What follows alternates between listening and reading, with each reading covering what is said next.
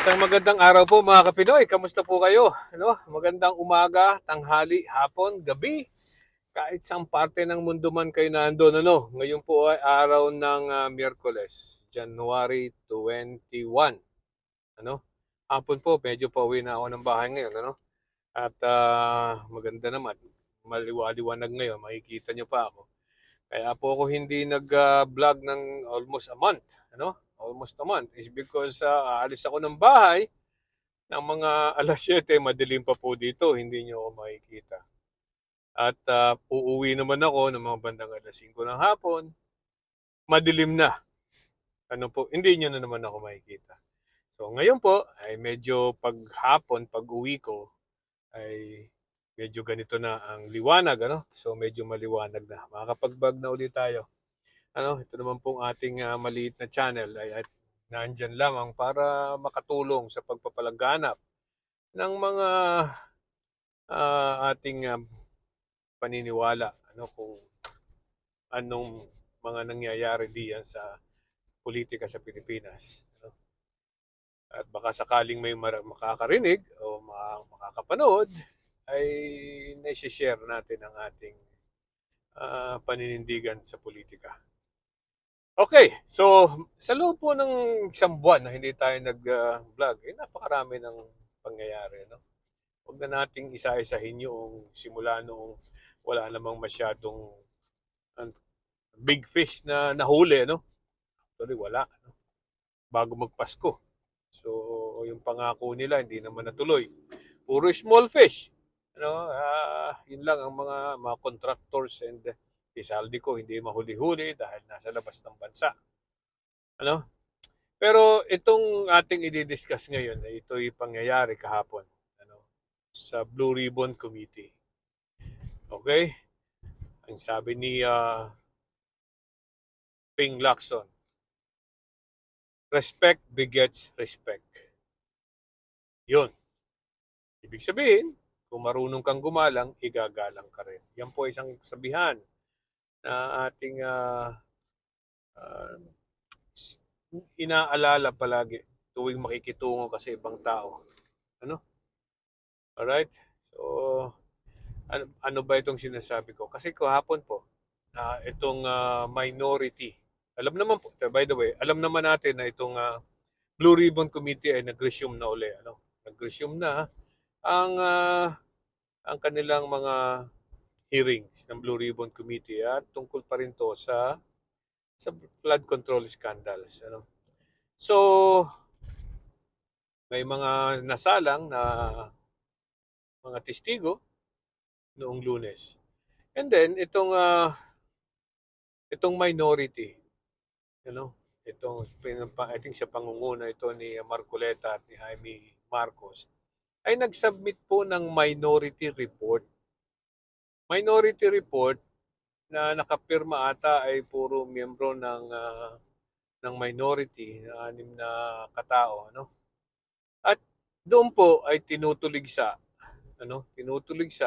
ang mga ayaw nilang nangyayari dito sa Blue Ribbon Committee.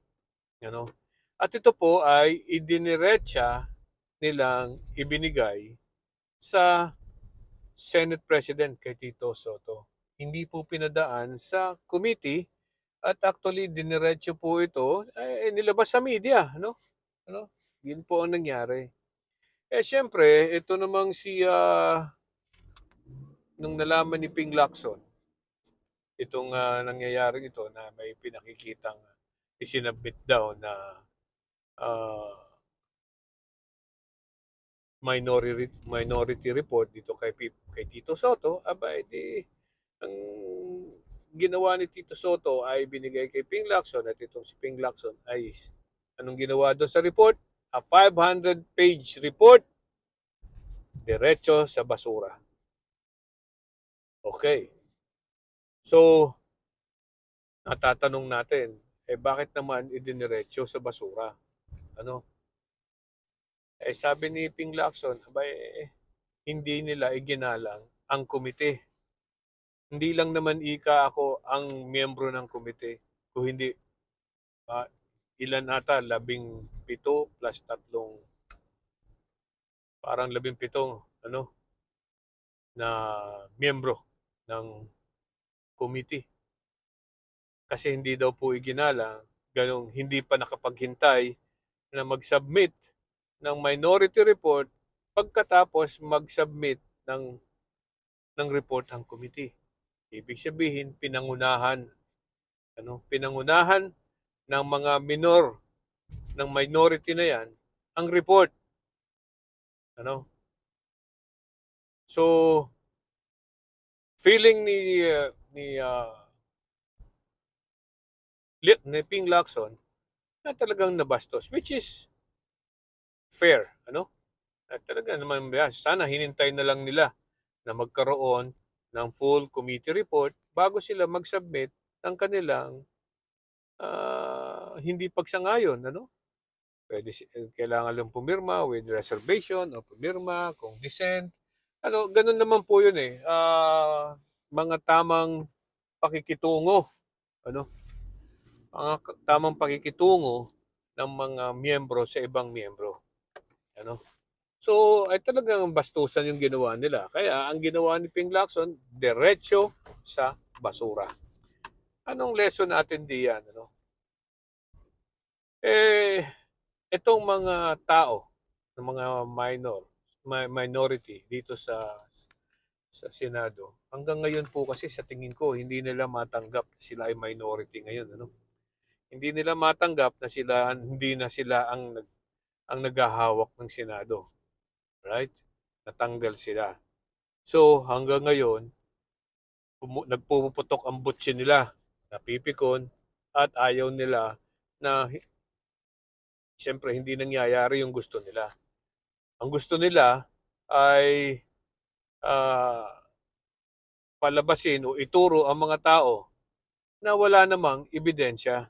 Katulad po ng tinuturo nila na si Saldico daw at saka si Romualdez. Okay, di ba?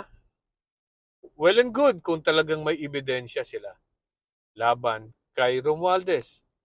Itong kay Saldico, marami na pong ebidensya. Pero mukhang ang gusto nila ay itong si Romualdez and sometimes someone who is higher than Romualdez. And they are, I think, sino pa bang mas mataas kay Romualdez? Di Marcos. Di ba? Alangan namang ang papa yon. Di ba? Hindi naman po siguro. Hindi naman siguro si Putin. Hindi naman yun mas mataas kay Putin. So, I think ang gusto nilang yan, sabihin na mas mataas ay kay Romualdez ay itong si Marcos. Di ba? And the problem is this. Wala pong lumalabas na ebidensya na nagtuturo dito kay Romualdez at kay Marcos. Okay? Ang alam kong huling nagturo kay Romualdez ay itong si Gutesa. Tinuturo ni Gutesa si Romualdez at saka si Zaldico. Okay. Ito problema dito. Itong si Gutesa, pagkatapos niyang magbigay ng statement sa Senado, nawala na. Hanggang ngayon nawawala. Diba? Hindi niya napasundan ng concrete evidence na magko-collaborate sa kanyang statement. Hindi rin siya nagpunta sa Department of Justice na iniimbitihan siya noon nung panahon pa ni Remulla. Ni Ombudsman Remulla na dati ay pa siya, Secretary of Justice. 'Di ba?